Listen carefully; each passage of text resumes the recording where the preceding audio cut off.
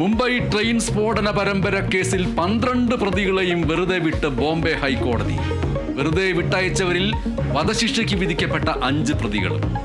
Case തെളിയിക്കുന്നതിൽ prosecution സമ്പൂർണ്ണമായി പരാജയപ്പെട്ടെന്ന് കോടതി.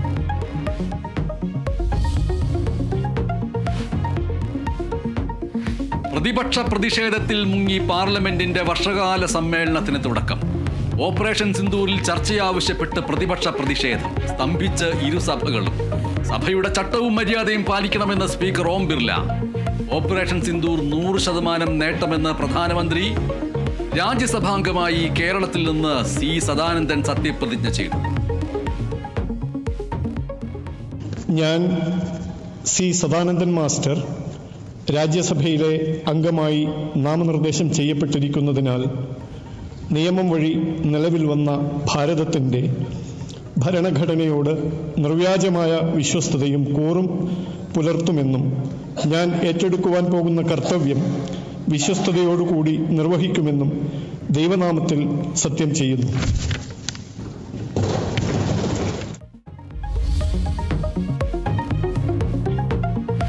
ആലപ്പുഴയിൽ മേൽക്കൂര തകർന്ന കാർത്തികപ്പള്ളി സ്കൂളിൽ CPIM KSU യൂത്ത് കോൺഗ്രസ് സംഘർഷത്തെ തുടർന്ന് 1 മണിയോടെ സ്കൂളിന് അവധി നൽകി വിദ്യാർത്ഥികളെ വീട്ടിലേക്ക് വിട്ടു.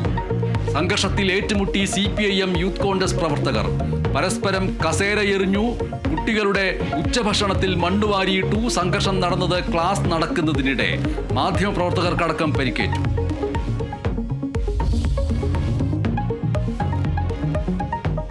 ഷാർജയിലെ കൊല്ലം സ്വദേശി അതുല്യയുടെ മരണത്തിൽ ഭർത്താവ് സതീഷിനെ ജോലിയിൽ നിന്ന് പിരിച്ചുവിട്ടത് ദുബൈയിലെ കമ്പനിയിലെ സൈറ്റ് എഞ്ചിനീയർ ജോലിയിൽ നിന്ന്. അതുല്യയുടെ മരണത്തിൽ ഷാർജയിലെ ഇന്ത്യൻ കോൺസുലേറ്റിൽ പരാതി നൽകി ബന്ധുക്കൾ.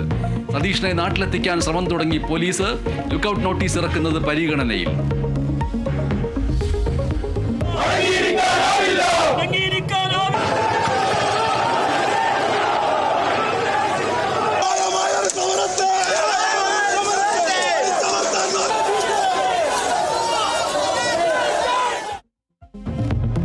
കോഴിക്കോട് പേരാമ്പ്രയിൽ ബസ്സിടിച്ച് വിദ്യാർത്ഥി മരിച്ചതിൽ ഇന്നും പ്രതിഷേധം.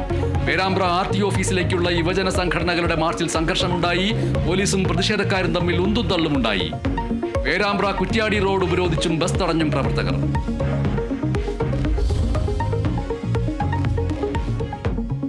കർണാടക ധർമ്മസ്ഥലയിലെ ദുരൂഹ മരണങ്ങളിൽ പ്രത്യേക അന്വേഷണ സംഘത്തിൽ പ്രതിസന്ധി. 2 ഉദ്യോഗസ്ഥർ പിന്മാറിയേക്കും. വ്യക്തിപരമായ കാരണങ്ങളാൽ ഒഴിവാക്കണമെന്നാവശ്യപ്പെട്ട് സർക്കാരിന് കത്ത് നൽകാൻ സാധ്യത.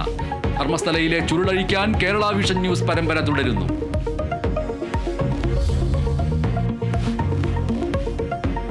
ATU ഡിജിറ്റൽ താൽക്കാലിക VC നിയമനം റദ്ദാക്കിയ ഹൈക്കോടതി വിധിക്കെതിരെ അപ്പീലിന് ഉറച്ച ഗവർണർ. ഇന്നോ നാളെയോ സുപ്രീം കോടതിയിൽ അപ്പീൽ നൽകും.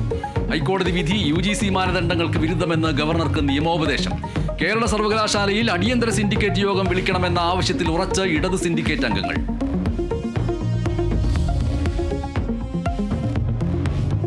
എറണാകുളം ആലുവയിൽ ലോഡ്ജ് മുറിയിൽ യുവതിയെ കഴുത്തിൽ ഷാൾ മുറുക്കി കൊലപ്പെടുത്തി. മരിച്ചത് കൊല്ലം കുണ്ടർ സ്വദേശി അഖില. സുഹൃത്ത് നേര്യമംഗൽ സ്വദേശി ബിനു കസ്റ്റഡിയിൽ. തൃശൂർ പുതുക്കാട് ബാർ ജീവനക്കാരനെ ടച്ചിങ്സ് നൽകിയില്ല എന്നതിന്റെ പേരിൽ കുത്തിക്കൊന്നു. അളഗപ്പ നഗർ സ്വദേശി സിജോ ജോൺ കസ്റ്റഡിയിൽ.